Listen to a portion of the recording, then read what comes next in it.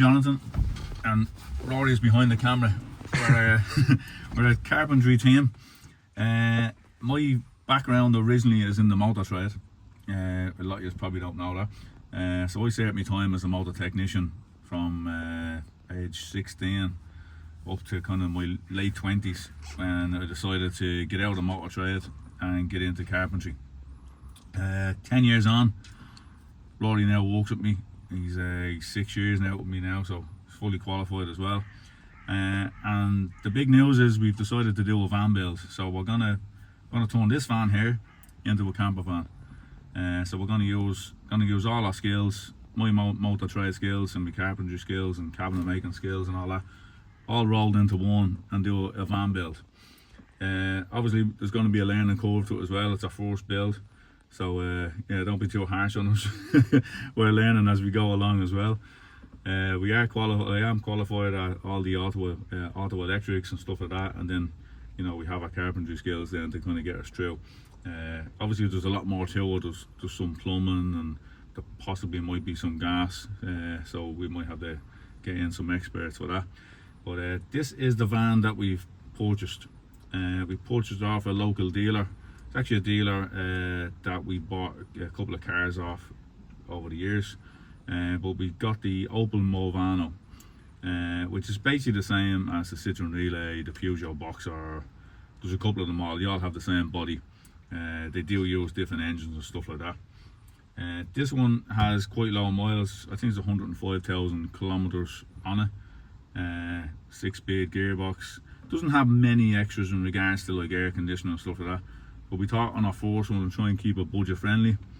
And we're gonna start today by getting all the ply lining out of the back, which is all quite tatty and stuff like that. So we'll get a look down at the floor and see if there's any rust, because obviously these ply lining companies, they just run wood screws down through the metal, so obviously we're gonna have some holes, we're gonna have some possible rust, stuff like that. So we're gonna get going on that today, and yeah, follow us along the build, and we'll try and do it as detailed as we can. I know most of the time we do kind of quick tip videos and stuff like that, but we're gonna try and put as much detail in as possible, so you could take on your own build, DIY build yourself.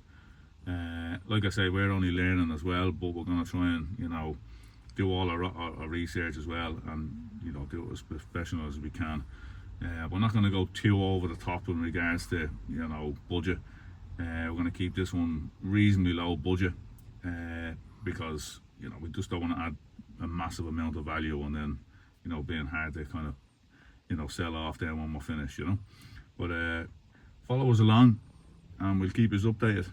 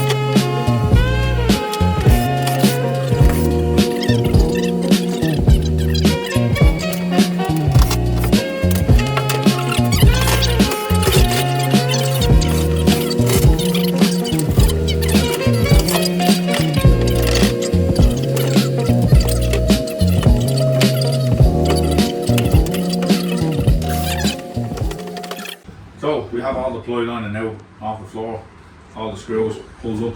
There's a lot of plywood we actually have to just reef it up because the screws are completely rotten. So we just reefed it up and then we pop the screws down to the pry bar, scrap it out. We'll probably give it a wash out as well. But at the moment we're gonna go out and tackle taking this bulkhead out. So I have the 10mm and the impact, so should make it easy.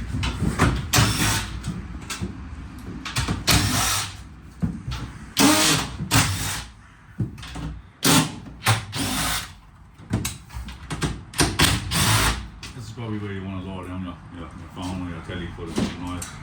It's going to be very loud. Yeah, I hate listening to the impact down when I'm watching something on YouTube or something.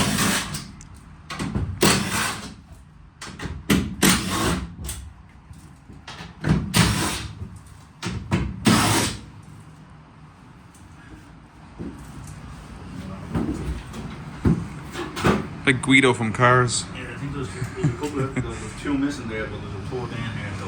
No, they were them straps that I took out. Oh, really? Yeah, There's they were one left different and ones. There's a toe down. I'll have to get another tip of socket for that.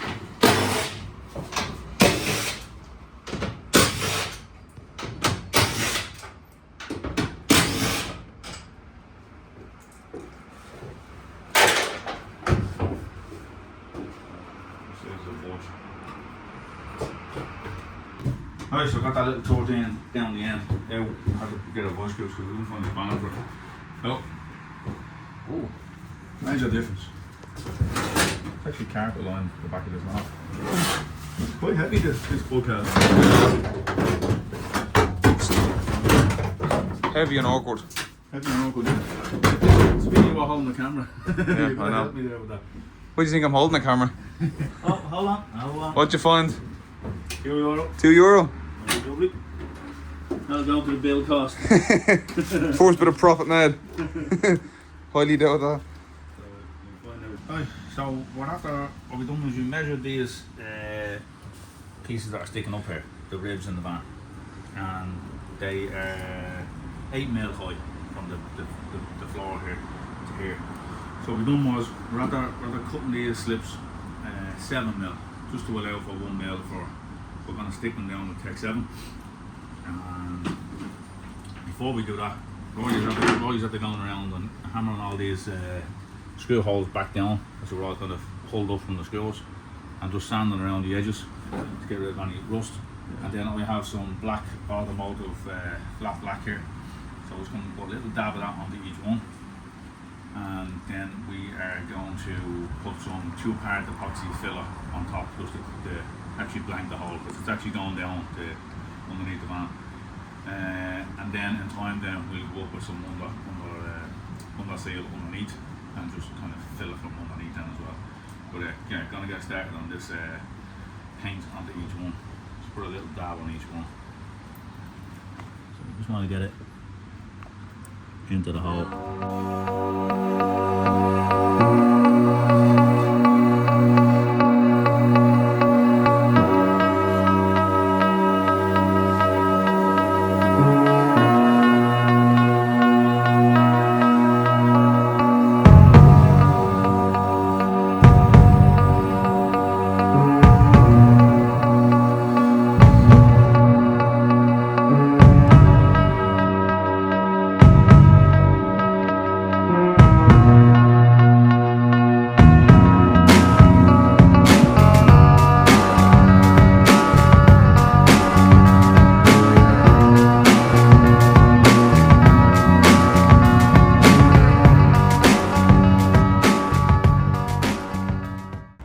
So we have what we have is we have a 9mm ply. It's a hardwood faced 9mm ply, and we have the template from the van itself. So this is the stuff that was in it already. So we're just going to basically just sketch around this and cut it out with the jigsaw.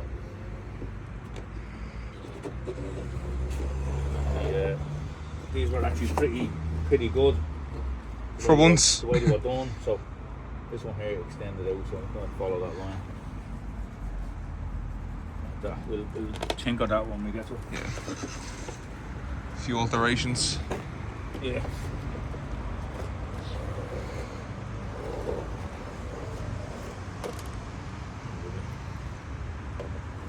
I have my pencil if you need it. Just a bit of silicone on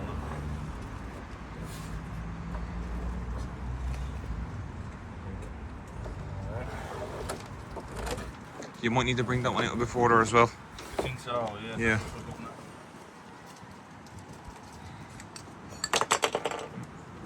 I have my pencil there if you need it. Do you? That's alright, yeah. Just need a sharp now. That one's going to a point, so it's probably alright. Fine, so we'll just cut that out now.